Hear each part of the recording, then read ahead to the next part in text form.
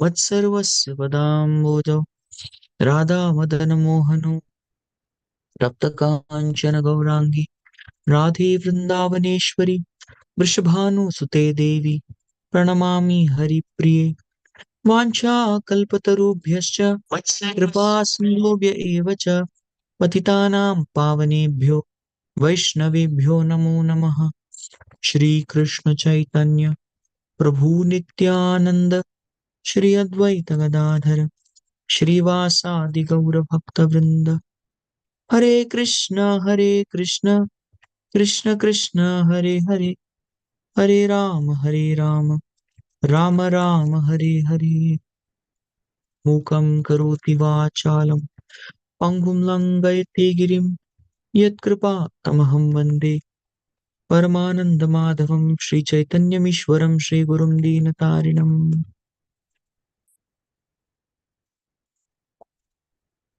Hare Krishna dear devotees, would like to welcome each and every one of you to today morning Srimad Bhagavatam discussion. And it's my great pleasure that we are having this discussion every day. And you're coming so very with a lot of enthusiasm, right? All right. So I wanted to start this particular today's discussion based on the same theme that's going on for quite some time now. So we discussed about the guna avatars. There are 6 different types of avatars or incarnations of Krishna, right? Yuga avatar, Purusha avatar, Leela avatar, Manvantra avatar, Shaktavesh avatar, and Guna avatar. Of all the Guna avatars, it's very clear who should be the object of worship. And the very same theme is carried again. So Bhagavatam is ensuring that we are all double, triple sure as to who we should all be worshipping, right? So once there was one personality who was from the European countries, and this person wanted to, as such, find out where is God, or rather, who is God. But he was very much convinced that yes, God, if somebody has to find, this person has to be in, the God has to be in India. He was convinced of this. So he came to India. He came to India, and after coming to India, he told, I want to know the list of all temples here so that I get to find out who is God. But somehow India is a country where on every street there is a temple. There is not a single street where there is no temple. So he said that'll be too much. So I said, all right, who are all the deities which are worshipped, who are worshipped? I would like to just know their names and their prominent places. So I'll go there and figure out myself as to who is the supreme personality of Godhead. So he went down seeking here, there. Finally, if he went to all the different deities who were available in the database. And finally, after that was done, he came to a conclusion. And he wanted to actually express his conclusion. And the people said, my God, we still are not able to figure out till now who is God. And you, because in our estimation, everyone's God. That's the usual conception people have. And even the Westerners, they have this particular kind of feeling that you Indians, you worship so many gods. You have many, many gods. Hinduism means many gods. It's not like that. That's a very poor fund of knowledge, as Prabhupada often quotes. This is poor fund of knowledge. So this person said Krishna is God. I mean, he had not read any Shastra. He had not associated with any devotee. But then what was his basis of telling Krishna is God? So then he was only asked, please, can you please explain yourself? How can you say Krishna is God? What makes you say that? And you know what he said? He said, well, in whichever temple I went of the respective deities, I observed that these deities were doing something. Some of them were uh, having weapons. Some of them were very furious. They were as though attacking someone, trying to chastise or punish someone. And some of them, they were kind of meditating. But I could find this one person, Krishna. He is happily enjoying with his girlfriend, playing flute. So this person has to be God, right? And the same thing is even spoken in our Upanishads. Natasya karyam karanam cha vidyate, natas samascha abhidikascha vidyate, parasya shaktir vividaiva shruyate swabhavaki jnana balakriyacha. So God is a personality who is jobless. Natasya karyam karanam cha vidyate. He's a person who doesn't have to go every day to attend some work. No. Natasya karyam karanam cha vidyate. God doesn't have job. In fact, none of us have jobs in spiritual world. We only have fun. That's what we do in the spiritual world. Amazing, right? Yeah. All right. On that note, we would like to begin today's verse. We are discussing from Srimad Bhagavatam, first canto, second chapter, shloka number 25. Let's go to the verse. Bhejire munayo thagre bhagavantam adokshajam sattvam vishuddham shemaya kalpante yeno taniha. Okay, that's why bhejire. So this bhejire, this word bhejire, comes, it is having the word bha and it's having bhaj. Bhaj means to render service, bhajan, right? Render service unto. Unto whom? Bhagavantam, the personality of Godhead. Bha bha, it has to be bha. In fact, in traditional times, homes used to have names. You know that? Different homes used to have different names. Nowadays, uh, post-modern era, we may call it, the homes are having numbers. House number 21. Yes.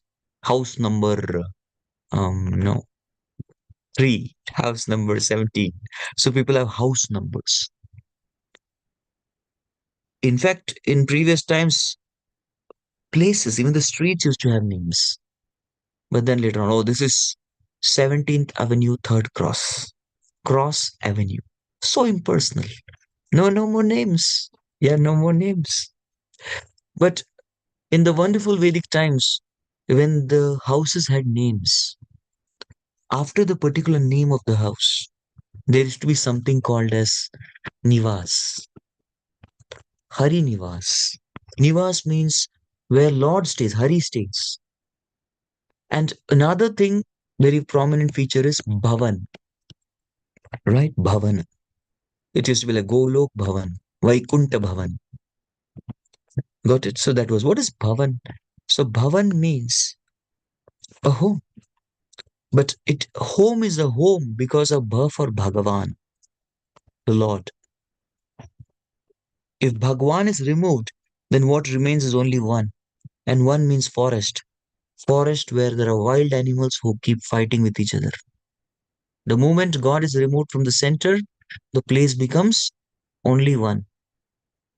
Yes, that's it.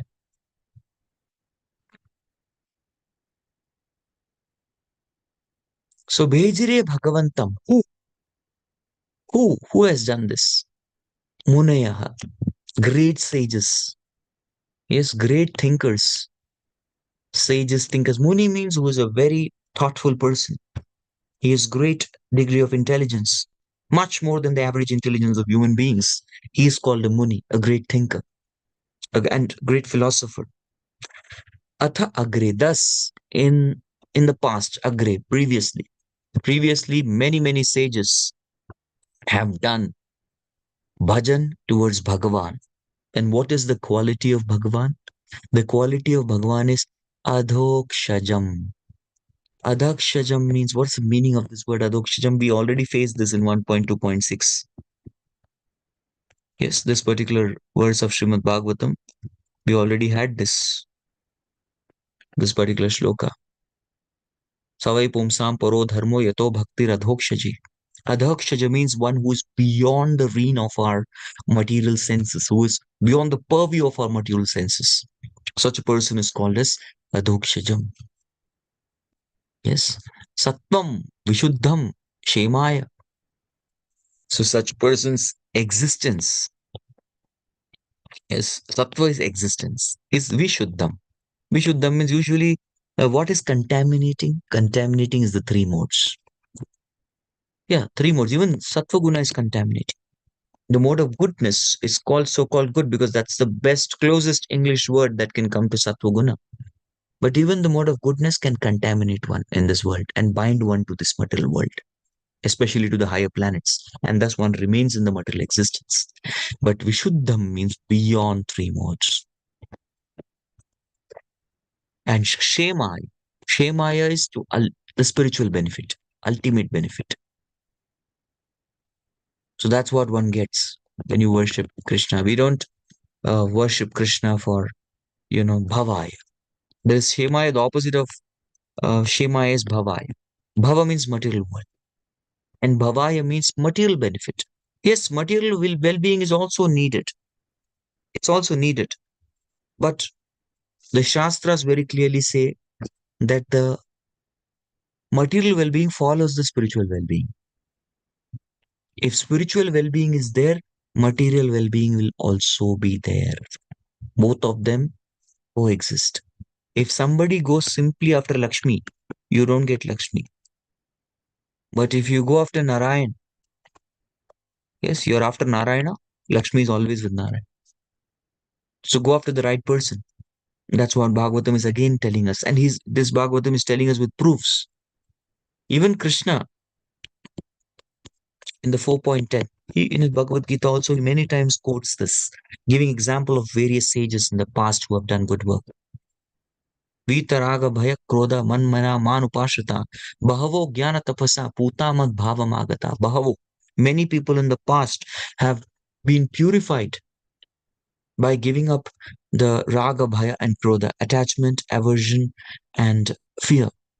They're given up these three things and rendered pure devotion service and got perfection. So Krishna keeps encouraging everyone that you're not alone on this path.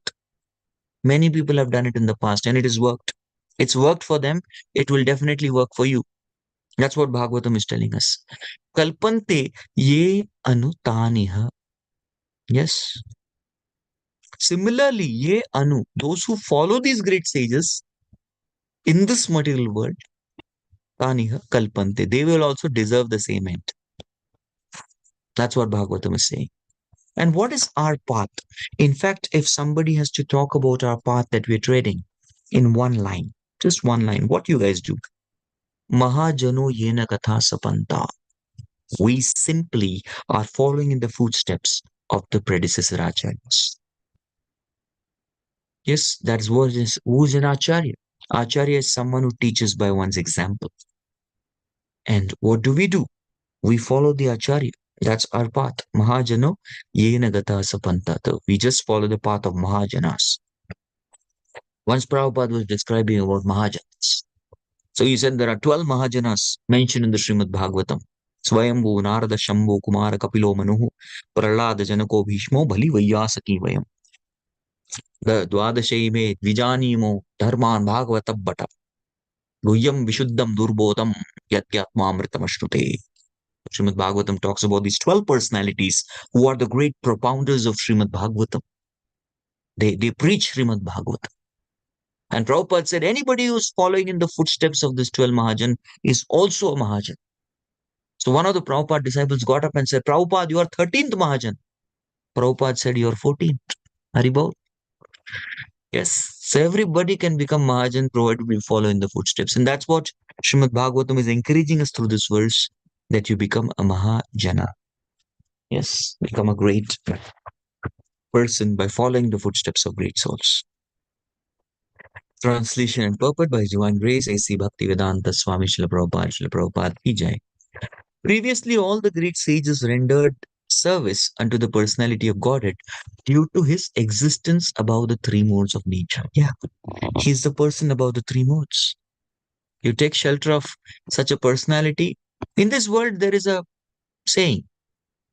Yeah, you become who you associate with. Similarly, you associate with Lord who is beyond three modes, you also transcend the three modes. That's the science. That's the science of transcending the three modes. You associate with people in Rajagun, Tamagun, you are also going to be Rajagun, Tamagun. You associate with people in Sattvagun, you will become person in Sattvagun. So they worshipped him, and what did they derive benefit? They worshipped him and became free from material conditions. Because he's free from material conditions, one also becomes free from material conditions. So this world is actually subjected to three C's. There is conditions, conditioning, and cutthroat competition. This is the nature of this material world. Conditioning, and competition. Cutthroat competition. What is condition? Condition is something that's subjected to the gross body. Can you give examples? Any examples of condition that makes our stay in this material world very miserable? In fact, stay in this material body very miserable. Anyone?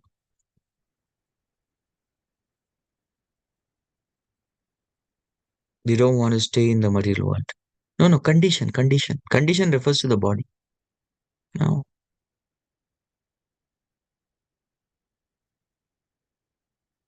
I think you're all trying, but come to the right understanding. Condition is pertaining to gross body. Gross body. Okay. So condition, one of the condition, physically overweight. Well, I can say diseases. This body is an abode of disease. That's a condition. You have to fall sick. That's what Banu Bro is also saying, health. Okay, what else? We get tired. Condition. You exert too much, you get tired. It's a condition on the body. We sweat, we perspire. We age. Very true. Every day morning, we have to go to answer to nature's call. Pathetic condition. Nobody wants to go and be in the toilet. It's a horrible place. And the bodies get smelly. That's why we have to take bath. So condition is applied on the gross body, right? Okay, then what is conditioning? Conditioning is something that's there in the subtle body. Now here is where all your answers will come. Some of you have told tendency to criticize. Yeah, it's a conditioning in this material world, subtle body. Attachment to nationality, family, it's a conditioning. Yes. Self-aggrandizement, advertising oneself too much, conditioning.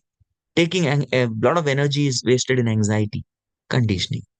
So this is how we are in this material existence. Conditioning is there.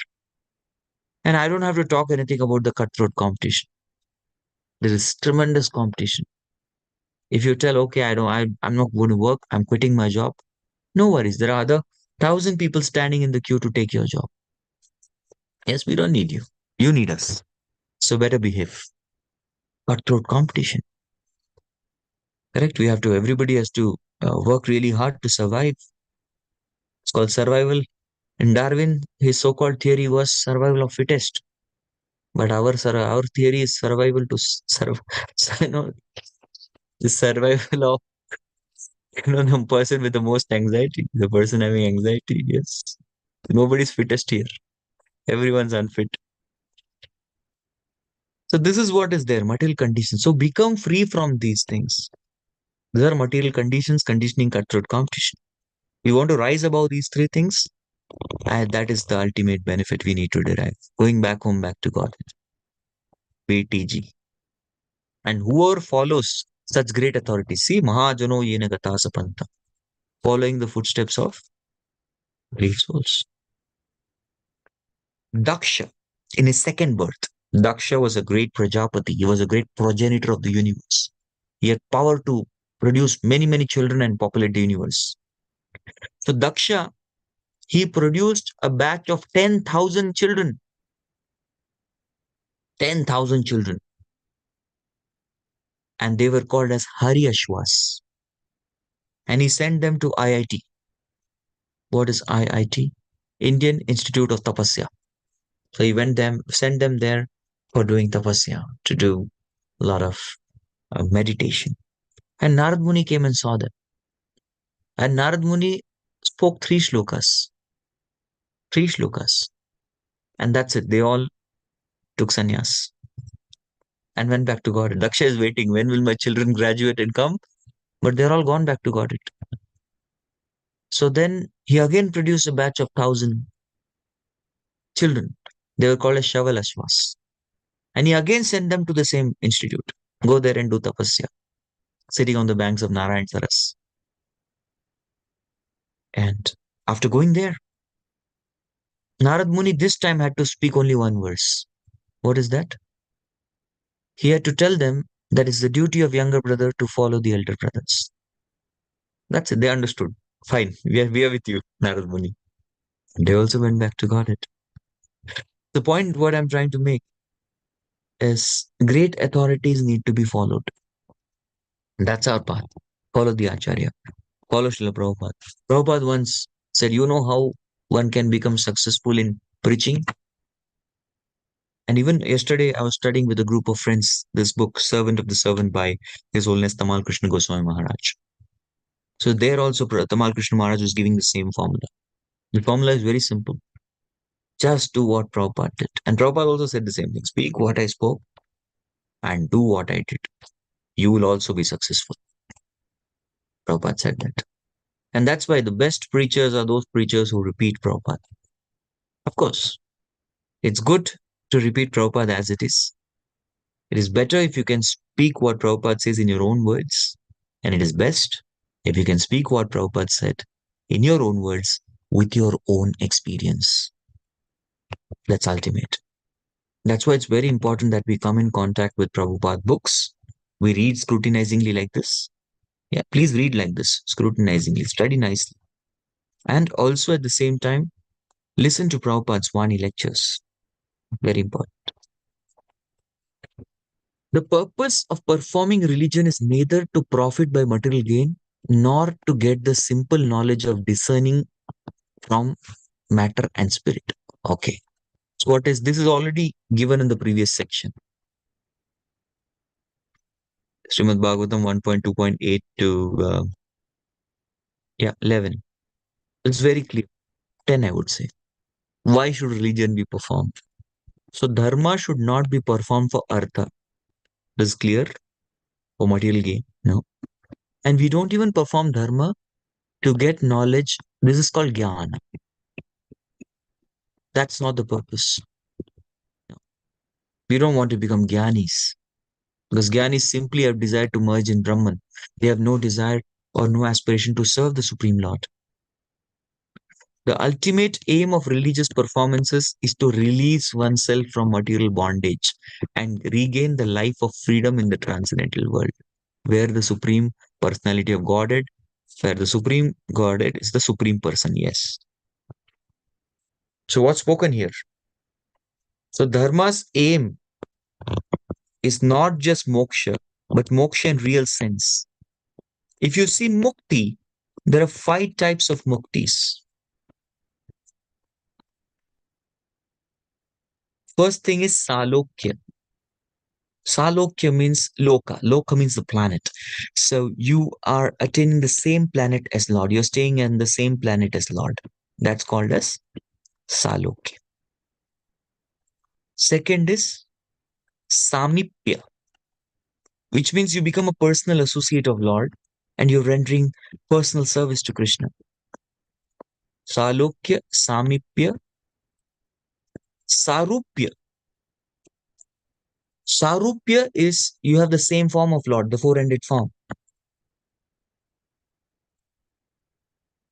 Then there is fourth one, which is called sarshti. Sarshti is having the opulences and powers as the Lord.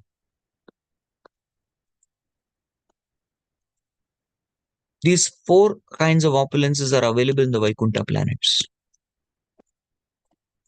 The mukti that the jnanis aspire for is the 5th kind of liberation, which is sayujya, which is merging into the impersonal Brahma. And this is something that Vaishnavacharyas don't even count. That's why many Vaishnavacharyas, even Krishnadas Kaviraj Goswami in his Chaitanya Charitamrita only talks about Chari Mukti, 4 types of mukti. He doesn't consider this as mukti at all because it's worse than hell. Kaivalyam narakayate tridashapur akasha pushpayate. Durdantentriya kala sarpa patali prokaradam strayate.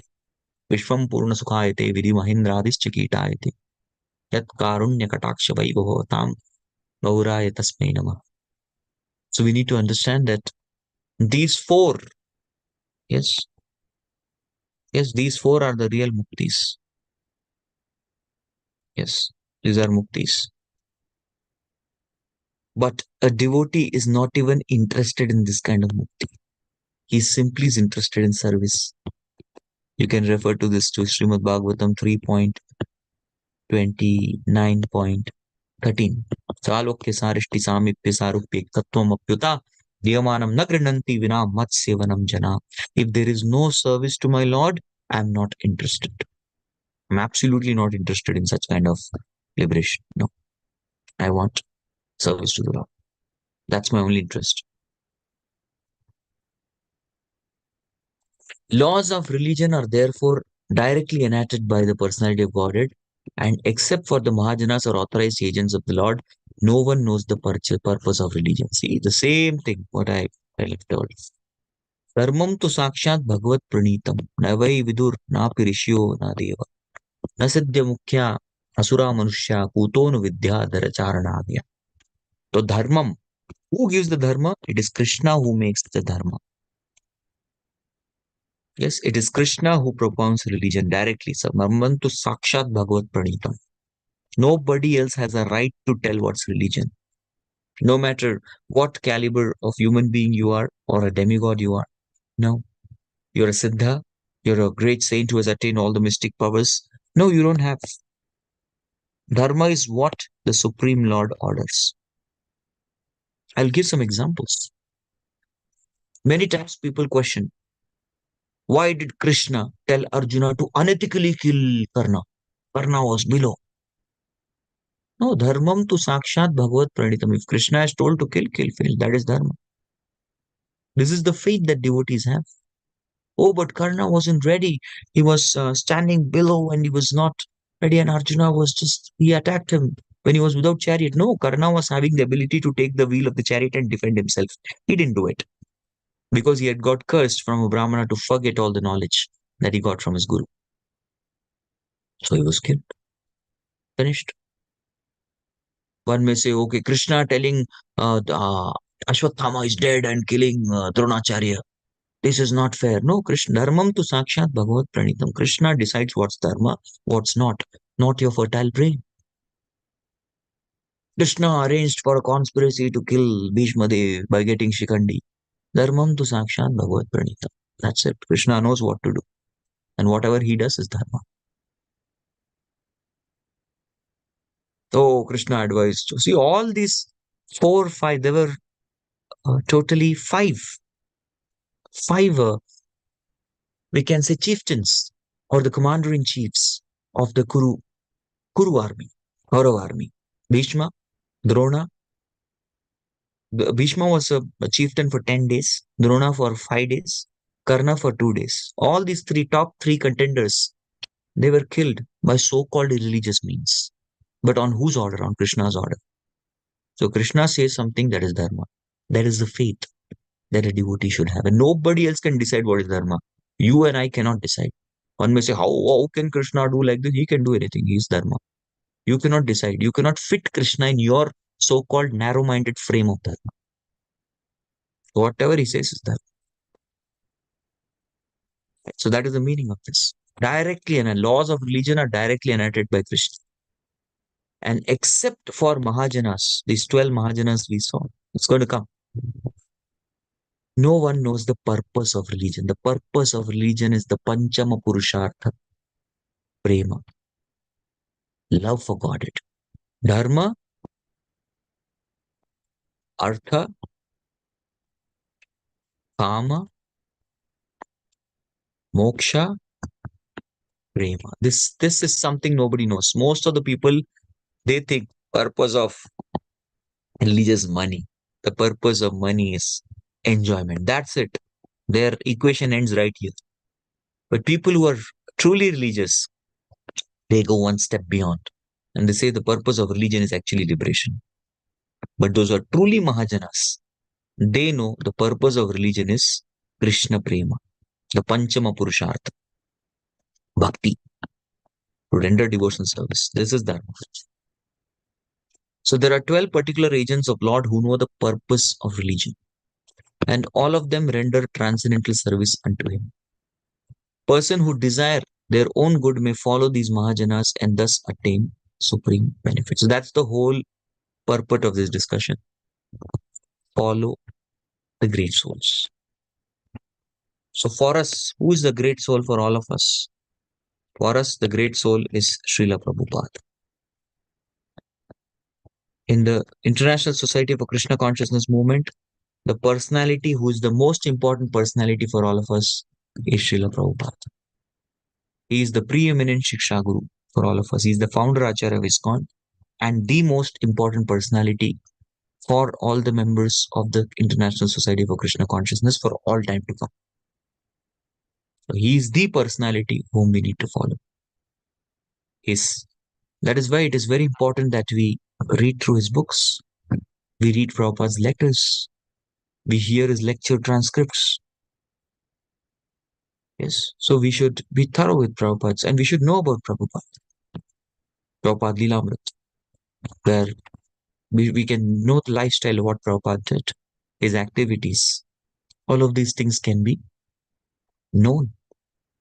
And thus it's very important for all of us to understand, or the essence of all this is we have to become Prabhupada Anugas.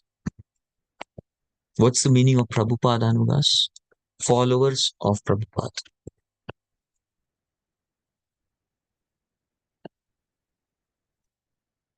Anugas. He is the Mahajan for us. So one step what we can do from today, one practical step is every day listen to at least 30 minutes, practically I'm saying 30 minutes clip of Prabhupada's lecture, and every day read at least 30 minutes of Prabhupada's books. This 1 hour we give to Prabhupada. If you really want to follow today's verse, we really want to practically apply it in our today's life, do this. One may say, Prabhuji, reading becomes tough. All right, hear the audio books of Prabhupada's Prabhupada books. We can do that. If you don't have that focused time to sit and hear, well, at least while moving around, we can hear what we hear. That's the whole crux of today's discussion. All right, I'd like to pause here and would like to hand over to Her Grace Shakti Mataji. She can be unmuted or made the co-host. Wow, what a powerful, powerful day.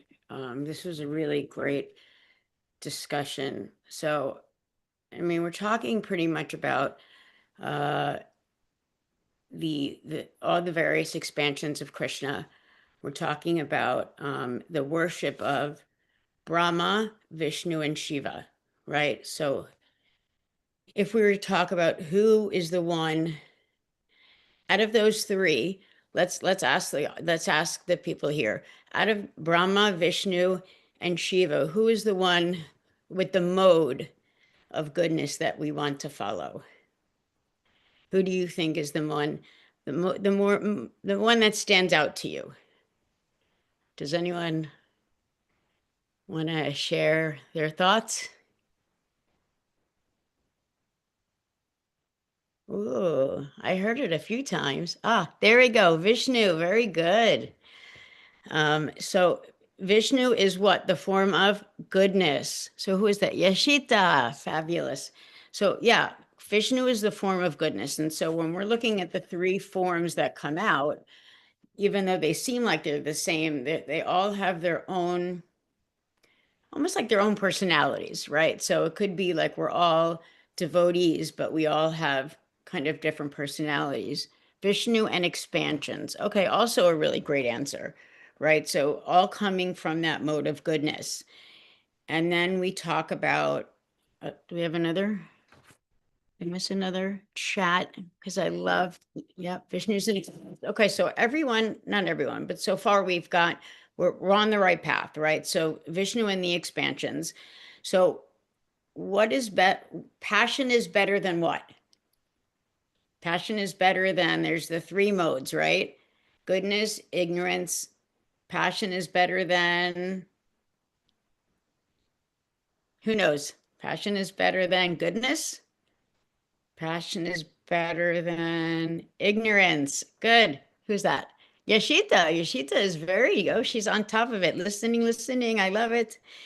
So passion is better than ignorance. Goodness is best of three because it helps to realize the absolute truth, right? We want to know, like Sanatana Dharma is saying, spending those times, if you can't sit and read, listening while I know a friend of mine, Debbie Jha, she is always traveling on the train. So she's constantly listening to lectures, to books, because she wants to have that connection to Prabhupada or to learning his books. So she's constantly listening.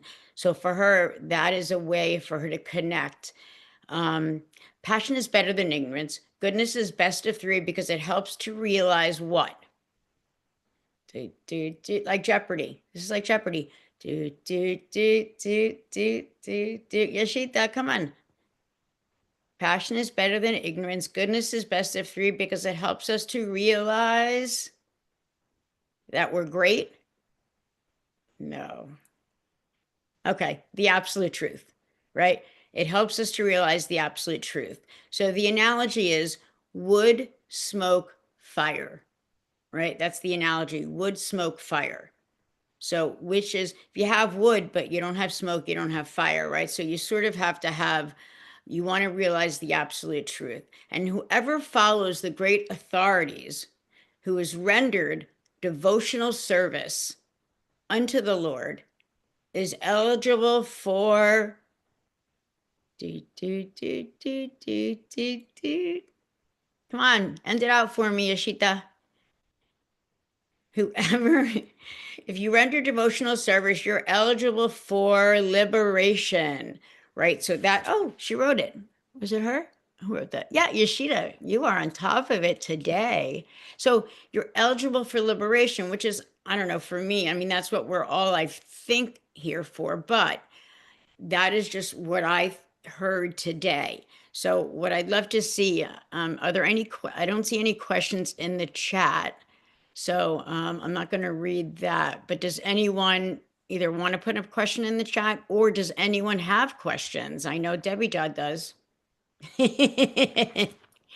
Please go ahead, Debbie Jha. Hare Krishna, thank you, Mataji. I have a few questions, but I'll ask you one, and Prabhuji can also answer.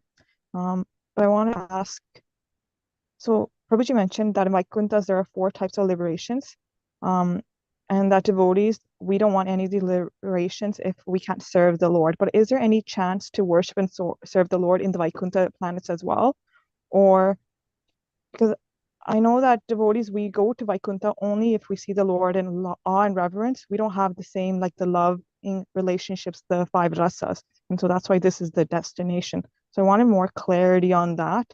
Is there no possibility to serve the Lords in the Vaikuntha, or we have to go beyond the Vaikuntha to the other lokas? I know Golok Vrindavan is the topmost, but there's also Ayodhya Lok. For Nrsimhadev, he has one, and the various other expansions of the Lord. So if you can also give any of your thoughts, Prabhuji, you can also jump in. It's not just my thoughts, but it's what I've heard and I've read. We understand that the soul is very powerful. Yes, the soul is very powerful. If a soul has a desire to serve the Lord in multiple rasas in Vrindavan, that's allowed. One can. If the soul has a desire to serve the Lord across many planets, I want to serve Nasim Bhagwan, I want to serve Rama, I want to serve Narayan, and I also want to serve Krishna. Well, there's no problem. Krishna can allow that. You know where is Prahlad Maharaj? Prahlad Maharaj is in Vaikuntha. He's also in Sutalaloka, and he's also in Harivarsha on this planet. He's simultaneously there in these 3 places, serving the Lord. So it's possible. If somebody has the desire to serve the Lord across multiple rasas, that's allowed. There's no problem. Thank you, Prabhuji. Great question, Deb. And Debbie Jha, within her question, which I love what she does, is she also gives us all this information, right? That I think a lot of us maybe don't know, right? So thank you, Debbie. Does anybody else have a question for Prabhuji? Looking for hands, looking for chats. If not, do you have anything written on yours? Oh, Debbie has another one. So do you have anything written on yours, Prabhuji? Did anyone write? There is one question by Raksha.